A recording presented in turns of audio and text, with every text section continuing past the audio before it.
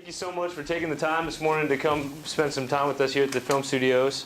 We're going to run through just a quick introduction, show you guys a little bit about the facilities over here, and then we'll get back to engaging in some more interactive sessions. Quick introduction, my name is Will Meredith. I'm in real estate development and community service work here in Austin. I'm on the board of the Film Society, I have been for the last 3 years. And for the last year, I've been the chair of what we call the Creative Media Hub Task Force, which is basically to evaluate this opportunity that we have with the National Guard facility. Thank you for your time and insight. To say thanks, we brought gift cards for you all. So if you answer questions or engage in the process, we got $25 gift cards to kind of make it a little more exciting for everybody. You look very nice, Will. Thank you so much. A second. 25. Quick, just show of hands, group survey. How many people know a child or young adult who has participated in one of AFS education or youth internship programs? It's only 3 of you guys, 4 maybe. Question number 2, how many people know a child under 10 who edits digital media at home or at school? A couple more people. That's kind of where we're at with this conversation, is trying to evaluate the need and trying to evaluate our services to provide for that need. Brief agenda for today. Introduction from me. We'll show a video and kind of get the ball rolling on this. Then Christian, who's behind you, is going to present an approach to begin to integrate education into the new facility. It's a wide spectrum of services, and so it'll give you guys something to respond to on a number of levels. Number 3, Rachel, who's in the back of the room over there, will run the input sessions in the other room, and then I'll come back up and do a wrap-up. It was Walt Disney. Walt Disney said that quote. And I found it pretty fitting for the conversation that we're having today. But that's really the purpose of today, is to evaluate the opportunity that we have to make something special for our community, for Central Texas, and for the next generation. Products of today. The general introduction and opportunity to you all for taking the time, putting this. We've been working on this for well over a year, and we have about 2 years to go until we actually take over the space. We see it as a once-in-a-generation opportunity to do something pretty special. So begin to introduce this to you all, and thanks for taking the time to learn about it. Gather your input on potential approaches to the opportunity, and then have some strategic discourse on possible partnerships and programming elements where you guys can actually provide some more specific details about what you see as good fits and good partners for the space and the building itself. And then we'll outline some next steps. So here we go. Facilities, this is the entire 20-acre campus that's surrounded by the dashed line here. We're currently in the screening room and the break room facility. So in terms of scale, you can see how big this opportunity really is for us. Robert Steinbaumer and Associates have done an extensive facilities assessment, not just for the National Guard facility, but as you kind of see here, they've begun to highlight all the different things that we already have on the campus. Soundcheck Austin Benz in the back here. They're one of our key partners that we brought on board over the last couple of years, and so we're real excited to begin to fill in the gaps to really provide the services to the needs in our community. This is a zoom in on the building itself. This portion here oversits this stage 7. There's a smaller stage 6, and then about 53,000 square feet of office space in the main building. We'll get into that in some more detail. But basically, I want you guys to think of it as a pretty open canvas to see, let's dream big here, and then we can whittle it back down to the economic viability of the vision. As you saw in the video, in basic terms, there's a lot of classroom potential and a lot of production space. Kind of the more traditional classroom setup where the students are all sitting in the back and looking forward. How can we improve upon that? And really try to think more creative about what's going to be important in 10 years from now. As you guys saw from that group question, we're talking about 10-year-olds. Well, in 8 years from now, that's going to be our workforce. And we're taking over this building in 2 years. So really, this is the time now to try to figure out what are those needs that we want to be serving in 8 years. Yes, sir? Are you guys just, in your general ideas now, are you planning on the National Guard space being specifically geared towards education? It's a good question. Yeah. So basically, we've looked at it from a couple different lenses. One is a continuation of our current services to bigger productions, and then also looking to develop more of a ground up model for smaller productions to work together in cooperative spaces. So really it's kind of a twofold deal. One is this education component, community outreach component, and then two is the economic indicators and the economic impact of taking it over. Yes, sir. In terms of being an educator, Yeah. I teach at a high school. Are you talking about a formal educational program, certificates? Because the idea of a teacher just talking to a group of students is a kind of an old school style of teaching. That model that maybe you're thinking of is just outdated. Yeah, I know. I'm sorry if I alluded to that in that sense. Christian's going to speak to it some more about some of our versions and what AFS is already doing in the community and how it can be a little bit more interactive.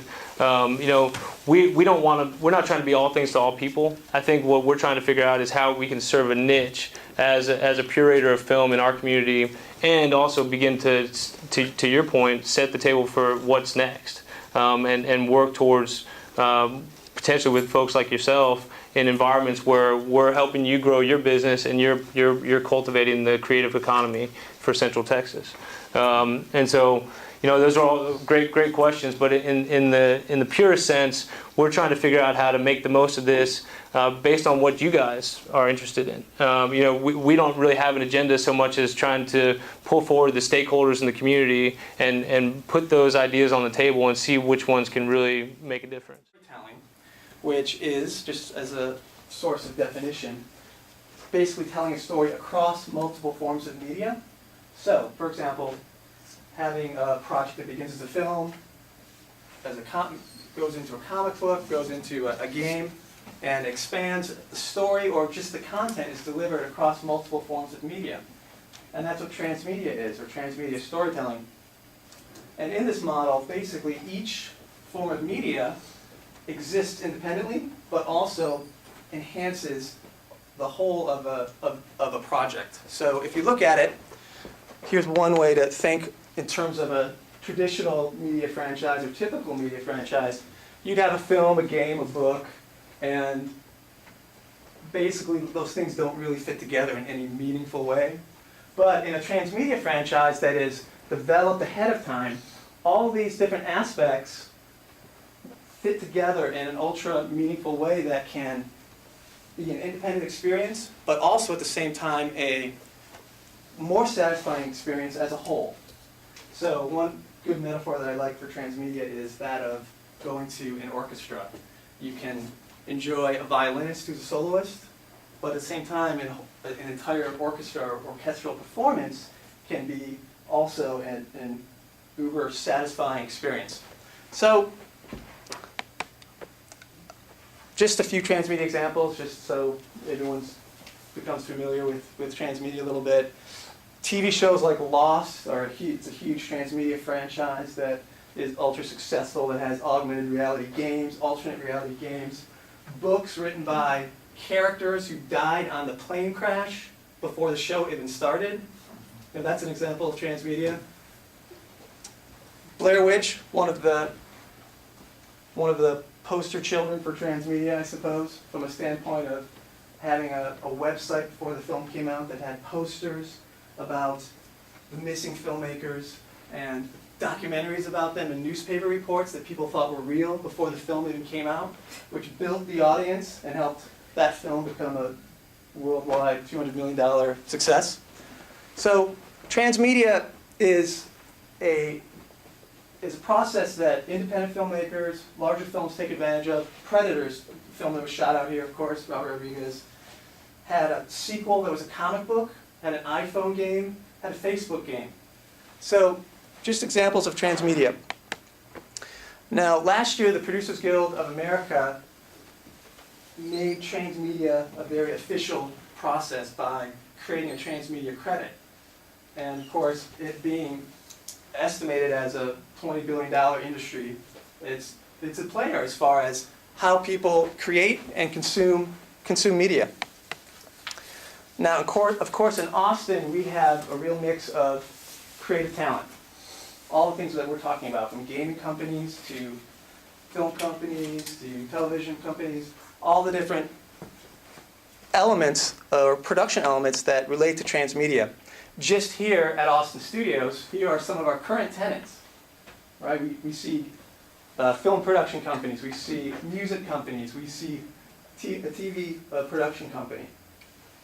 And so, basically, what from an educational model we're exploring doing with the new facility is to evolve Film Society programs in a collaborative model, in a new educational model that would harness the power of the community and found what we're calling the Center for Transmedia Storytelling. And so, what does that mean? What it means is that the Creative Media Hub would be home to both production companies, creative companies, as well as community arts organizations, all of whom the creative companies would still use production facilities for their needs, but all of whom would participate with varying degrees in a new educational framework. And how that would break out looks like this. 2 different schools, a community school and a Creative Pro Academy. So the community school, or both programs would use transmedia in a workshop model. So for example, say there are 8 tenants at the facility. Each tenant would teach workshops in their area of expertise. So we have a gaming company, they would have a community liaison who would be an expert that would teach a workshop in a shared, flexible workshop space. Film company, Film Society, or other film organization could potentially teach a class in film. And the community school, of course, would be expanding upon our reach into the community here, and anyone who wanted to could take a workshop and participate. Creative Pro Academy would be more focused on semi-professional and professionals, helping them expand their creative material and more towards workforce development. So when we look at this, here's just an example of a transmedia sequence. Basically, when someone would come and take a workshop at the Creative Media Hub, they would initially take a transmedia primer or an introduction, and they would develop a summary of their project across different forms of media. It would be a story universe guide, if you will. So they would develop a sequence for a comic book, for a film, whatever form of media they would want to explore. But then they could take that and take a class in that, or a workshop in that specific area, and create that product. Ultimately towards building a website to release the project as they would want. And so if you look at this slide, basically this is just currently example with organizations. These are just as an example. The different organizations would teach different aspects of the transmedia sequence. And the classes would be offered both as a standalone class, but also in the transmedia sequence. So someone could say they're making a short film. They could come just take a class in short filmmaking, but they could also come and with their transmedia story guide and begin at a certain point, end at a certain point as part of their larger project that they're developing. Not get captured in this. Go ahead. It's less glamorous, but I think really like the accounting stuff, I think is something that we need to remember, that there's a lot of people out there who may not want to make films, they want to have jobs supporting films, and I think that would be a really interesting way to get kids that are good at math. You know, I mean, there's a whole, I'm an idiot with accounting and business stuff, and I would love to have Won't a push place. on our finance committee. I mean, I think that tends to be maybe something that, you know, a prejudice that people have towards creative people that is actually true. And I think it would be a great opportunity to bring in people that necessarily aren't creatives, but that want to be a part of the creative Part of process. the larger That's industry. great. Okay, I'm gonna take the last 2, or I'll take 3 more. Go ahead.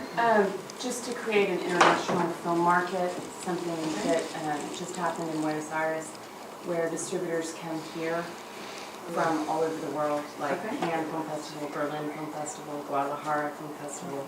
Ventana Sur is the newest one. They just had, I think they've done it twice. Okay. But it'd be really nice to get everybody to come here, and that, you know, independents could be really supported in selling their films. Good one. You have one? This might be random, but a few years ago, the Film Commission did a class on financing and like doing a film business prospectus. And there's so many talented people in this town, but I get a lot of people that ask me, hey, can you help me do a budget and all that? And it's just, I think you're able to generate some of that to actually fund. And, you know, the business side is missing. I don't even know if you can take a class at UT on that. Yeah, so I don't know. That's the biggest problem that I run into too, particularly in San Antonio, is when people actually get money to actually put a project together, Yes. or they're applying for the grants. It says, well, give us a budget, and they have no idea how to fill in the lines, even with template. Yeah. They don't know, you know, what the prices are, where to get prices for stock footage, and you know, that's the kind of information that I would like to see, at least like in an extended 6-week class or something. Okay, Jim, and then we're gonna start on the project plans. I think also there needs to be a real strong, I hate to use this word, IT component, but Okay, it's really more about creative and learning content data management, along with a very strong learning management system that will thread in all of the mission, all of the aspects of the mission